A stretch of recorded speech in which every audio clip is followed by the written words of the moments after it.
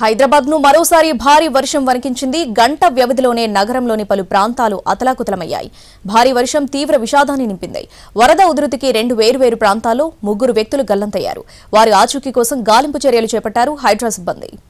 హైదరాబాద్లో వాన బీభత్సం సృష్టించింది. నిన్న సాయంత్రం నుంచి ఏకధాటిగా కురిసిన వర్షానికి పలు ప్రాంతాలు నీట మునిగాయి. రోడ్లపై వరద నీరు చేరడంతో వాహన రాకపోకలకు ఎప్పట్లాగే ఇబ్బందులు తప్పలేదు.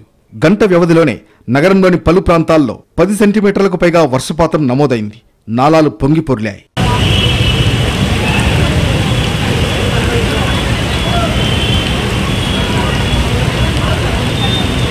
భారీ వర్షానికి పలు కాలనీలను వరద నీరు ముంచెత్తింది. స్థానికులు తీవ్ర ఇబ్బందులు పడ్డారు. వాగు పోటెత్తిందా అన్నంతలా వీధుల్లో వరద ప్రవాహం కనిపించింది. కొన్ని చోట్ల వాహనాలు నీట మునిగాయి. మల్లేపల్లిలో వాహనాలు కొట్టుకుపోయాయి.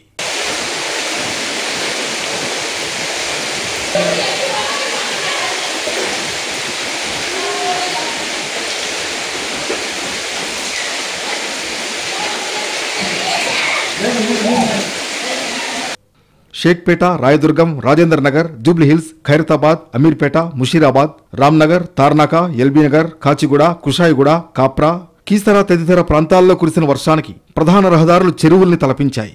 వాహనాల రాకపోకలకు అంతరాయం ఏర్పడింది. ఎక్కడికక్కడ నీరు నిలిచిపోవడంతో హైడ్రా, జీహెచ్ఎంసీ సిబ్బంది రంగంలోకి దిగి నీటిని క్లియర్ చేశారు. బంజారాహిల్స్లో జలమయమైన రహదారులను అధికారులతో కలిసి జీహెచ్ఎంసీ మేయర్ పరిశీలించారు.